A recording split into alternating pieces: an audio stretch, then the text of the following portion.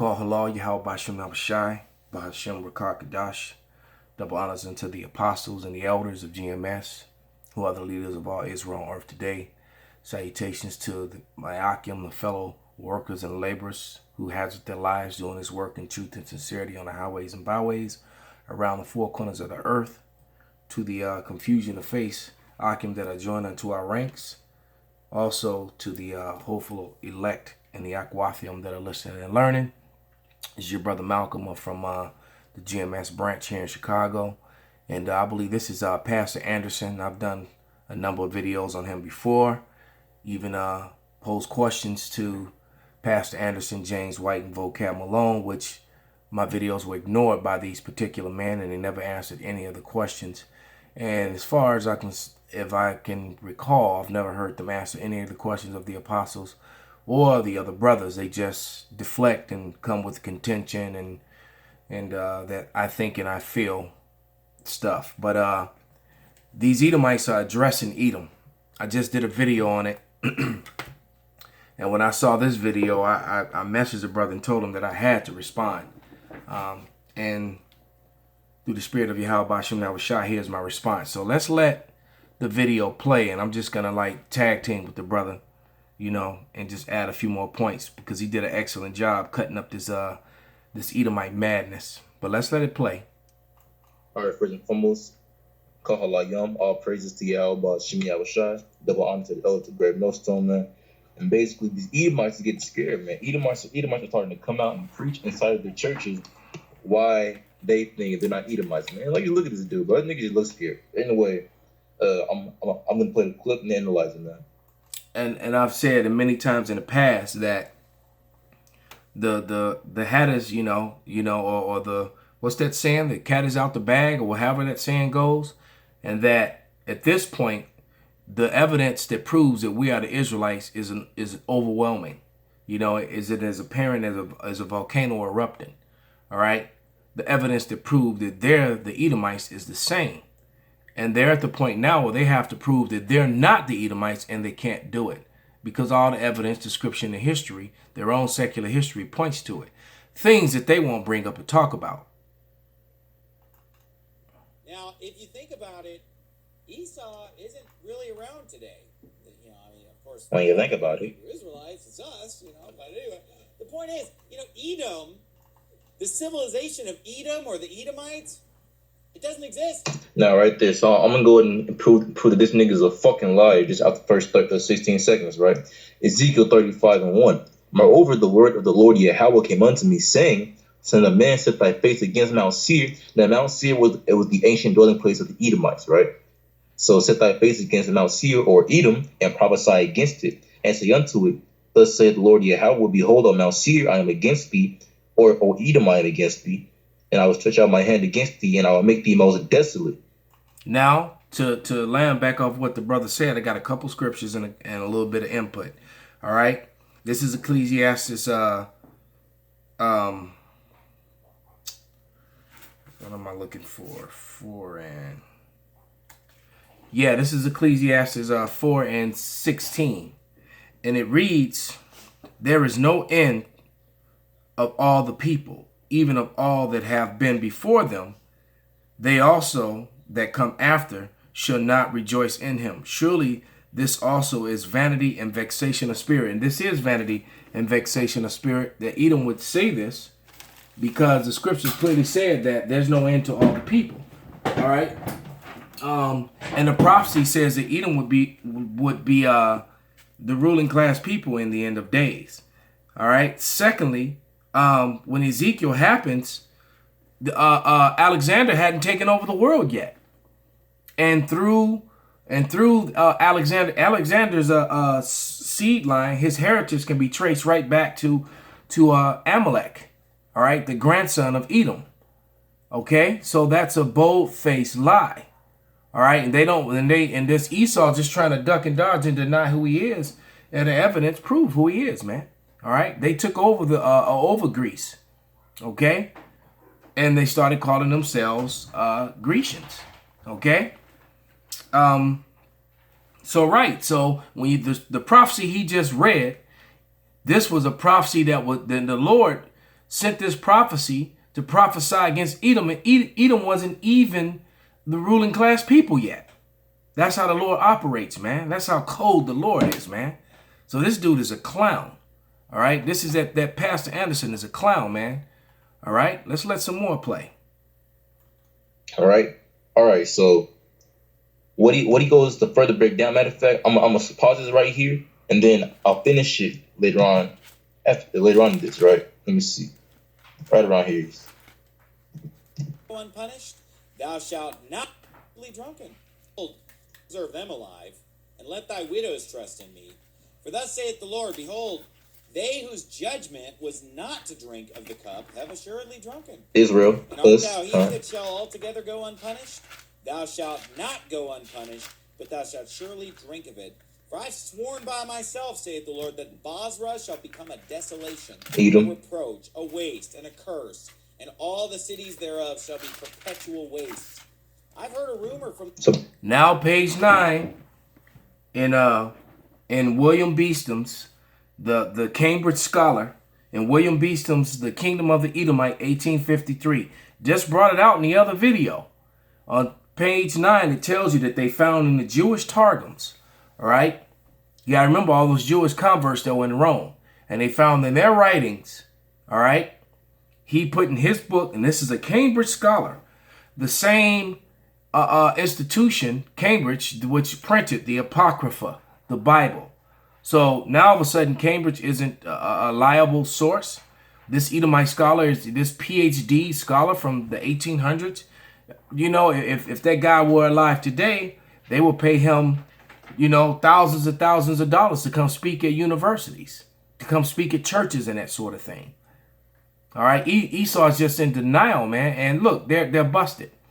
They're cold, they're exposed, and they're shameful, man. But on page 9 in William Beeston's book, The Edomite, the Roman Empire, the Kingdom of the Edomite, on page 9, it clearly tells you that it was found in the Jewish Targums that Rome came, Basra, Rome is Idumea, Edom. All right. So we're going to read about Idumea, Edom. And you got to remember, Ezekiel was prophesying against Edom before they even came into power. The Lord put the spirit. So he spoke. That's what prophecy means, to say before. And this is Ezekiel 25. And I'm going to read verses 12 through 14. All right. And it reads, Thus saith Yahweh power, because the Edom have dealt against the house of Judah by taking vengeance, and have greatly offended and revenged himself upon them. Therefore thus saith Yahweh power, I will also stretch out my hand upon Edom, and will cut off man and beast from it, and I will make it most desolate from Teman, and they of the Dan shall fall by the sword. And I will lay my vengeance upon Edom by the hand of my people Israel, and they shall do in Edom according to mine anger and according to my fury, and they shall know my vengeance, saith Yahweh power. So that means the end of Edom is going to come at the hand of the Israelites, okay? Because that matches up with the scripture in Obadiah, which this guy was reading. He was reading Obadiah, and the end of the nation of Edom will come at the hand, physical hand of the Israelites through the power of Yahweh Ba'ashem Yahweh Shai. So the question is, when and where did that happen?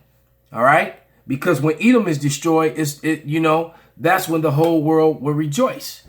That means the kingdom of heaven is already here. And like the brother says in his video, if this is heaven, then this is a horrible heaven, man. Okay, this is an upside down heaven.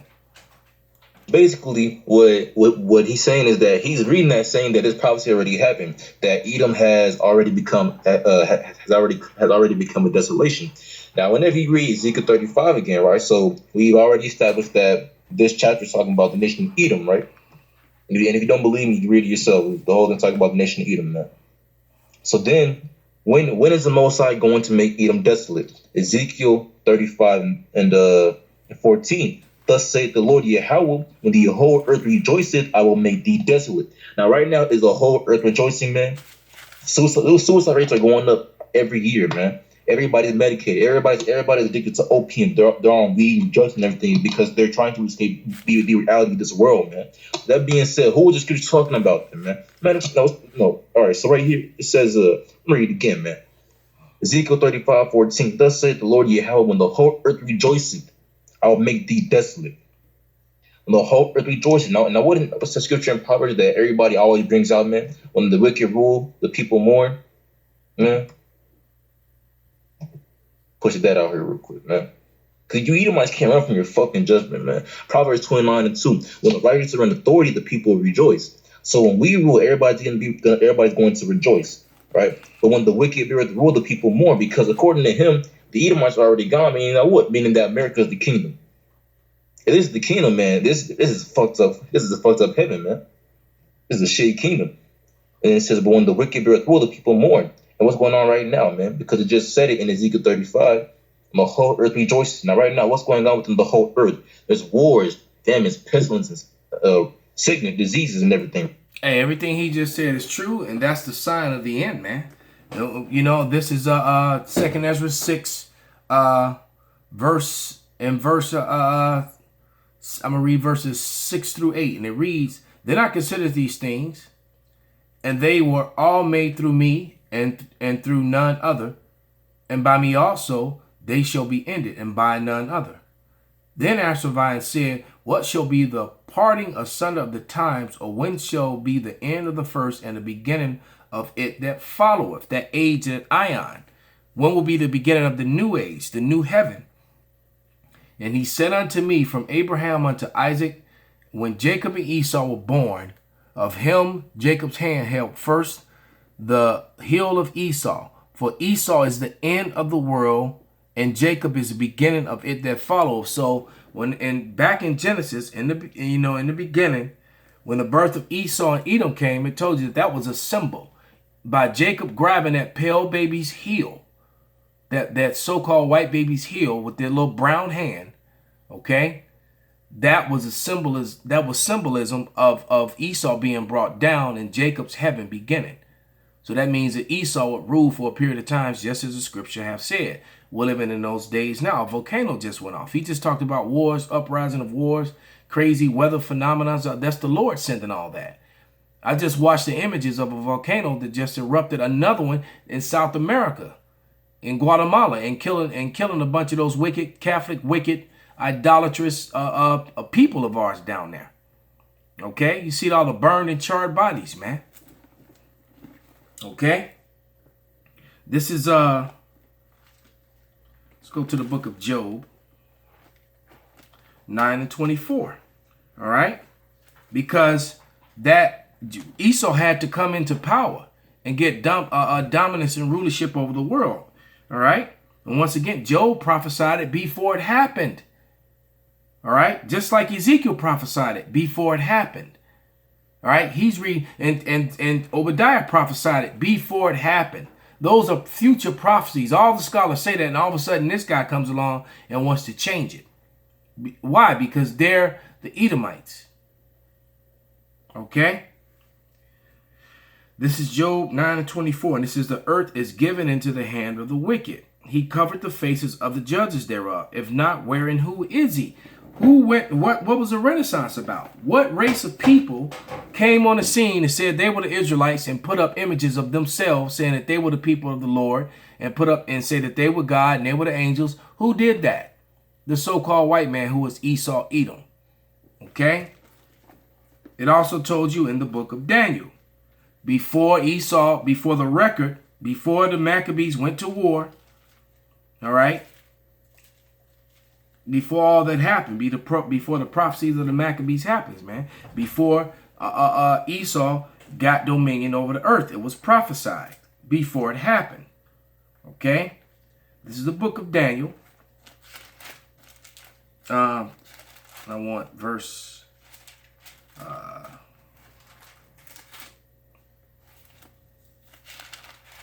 4 and 17. If I can find Daniel here.